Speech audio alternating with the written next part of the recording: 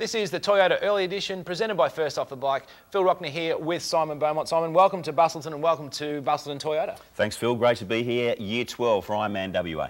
Well, you're racking them up, mate, and we are here to cover Ironman Western Australia, but also take a look at things around the world, including the big dance in Bahrain at the moment. 100,000 on the snout. A lot of chirp by this on social media by all the professionals over there. Fast cars. There's Dire Straits playing. I mean, it's all going on. Macca's commentating. It's a big deal. It is a really big weekend for our sport. You know, this is an iconic, prestigious race here in my hometown. So, but we understand how big this event is up there for all our big hitters in World Triathlon. Well, that's right. We've got Marinda Carfrae Racing. Sebastian Kinley's made it over there. They had the press conference yesterday, and they were very good at deflecting anything that was coming their way, weren't they? Well, they are, and a lot of athletes come into press conferences and races either a bit injured or maybe a bit sick, and some of them don't want to talk themselves up, and you can understand that. I think the most interesting thing that's happened in a press conference in an endurance race in Australia for about the last 12 months is Michael Raylett has been stealing name tags from the other competitors. So he's stolen Craig Alexander's and Luke Bell's. I think he's doing it out of respect, but he might have a little bit of a stealing kleptomaniac problem. He's got a big overcoat, he's just chucking them under there. That's right. But it's certainly, you're right, you put $100,000 on the snout to win, someone's going to show up, and we have a lot of athletes showing up. We'll keep you up to date with what's going on over there in Bahrain as well as what's happening right here in Western Australia. Well, we're lucky enough to be joined by one of the true good stories here in triathlon and also here in Busselton. Beth Gertis, welcome to the Toyota Early Edition. Thanks, Phil. What an amazing 12 months you've had. Of course, you've your second Ironman since having little Bubba win, who we've all seen on some social media and who's racking up frequent fly points more than most people, I think, at the moment.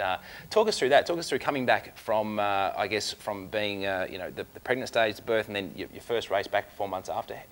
Whirlwind. It has been a whirlwind. I was racing professionally in triathlon for just about a year and a half before I became pregnant with Wynn. And throughout my pregnancy, I had a great pregnancy, was able to swim, bike, and run easily, moderately, most days. And I just thought, you know what, I'm going to give it a shot at qualifying for the Ironman in Hawaii in 2015. So to do that, I had to get back to racing pretty soon after having the baby. And so for you, though, mentally and physically, has it been a tough experience, or has it been one that you've clearly enjoyed?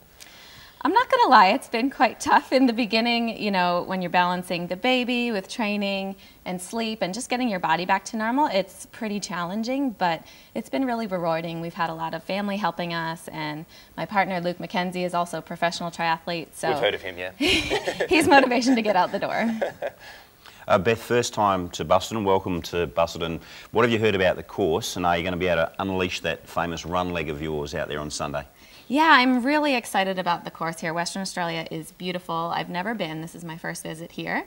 And I checked out the course the past few days. It's flat and it seems pretty fast. And I'm really excited about that because I've typically done really hilly courses. And it's a different kind of challenging to do a flat course, but I'm ready to put up a fast time, I hope, and hopefully get off the bike with some fresh legs to run. A lot of people say with this course, because the bike is so flat, you have to pedal all the way. And sometimes people do record slower run times because of that. Are you ready for that? Have you heard about that particular aspect? Yeah, I think that, you know, you do need to keep your foot on the gas the whole time so there's no coasting. But if you stay steady, there's less of a chance to have a lot of power spikes going up hills. So I think that staying steady on the bike can actually pay off for a strong, fast run. So for you, what's I guess obviously everybody comes to a race like this to try and win it. What are you going to be happy with? What's a pass mark for you? For me, since this is my second Ironman back after having Wynn, and she's 6 months old, so I'm still trying to be realistic with my expectations. Normally I want to come to a race to win, but this is a really strong professional field, about 30 women, a lot of former Ironman champions, and so my goal is to have a personal best day for me. I think that I can post a personal best time here and see where that gets me, hopefully within the top 10, even top 5.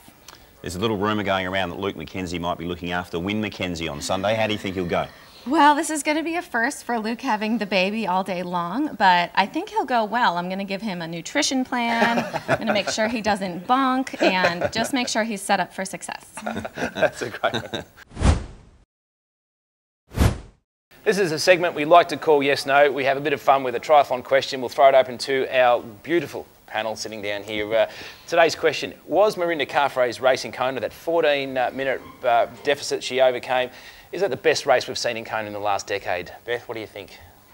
My answer has to be yes. Anybody who can overcome that kind of deficit, they get my vote. Yes, for me, very impressive, certainly in the last 10 years, a 250 marathon.